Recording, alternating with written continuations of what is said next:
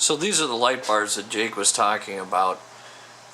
They did a good job. You know, they do put out quite a bit of light, but unfortunately the positioning, especially of the front one here, was a problem. He would get reflectivity off of the hood, and it really kind of did more harm than good when you were in, you know, let's say a fog, rain, snow condition. And so we're going to actually change to the 7-inch lights, much like these here that Jake just pulled off the front end. They work. Actually, those were 9-inch, Chris. The ones off the front end? Those are 9-inch. Yeah, we're going to go to 7s up here. And we're going to use similar mounts. So you can see those mounts right there. And so it'll help. And the way I'm going to wire it, I'm most likely going to do both out, like the outside lights together and then the inside lights together on a separate circuit. And then that way, you know, if he really needs to light it up, he can have all 4 on, or he can use the outside 2. The center 2 would probably be better for actual driving. It won't be lighting up the sides of the road as much, so that'll help. And then Jake was talking about getting rid of these sidebars, and we're going to probably go with some form of like a cube. Yeah, some cube. 1 cube here, 1 cube in the back.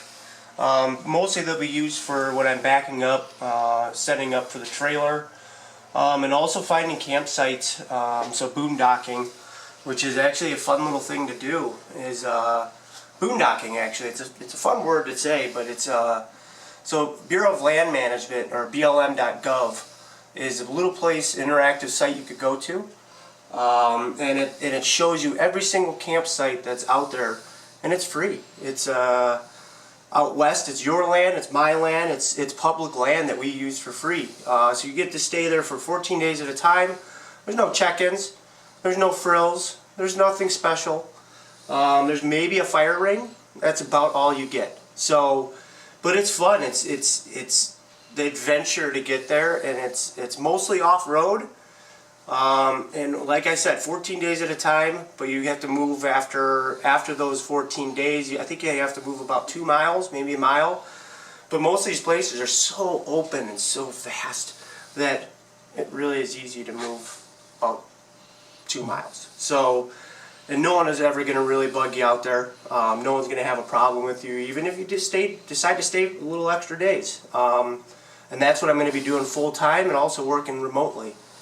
After some other things, unfortunate events with my job, I decided, you know, that this is time to do it, and that's why we're building this adventure vehicle and having fun. You know, this is a lot of fun for us. So, you know, it's going to be interesting. It's going to be fun.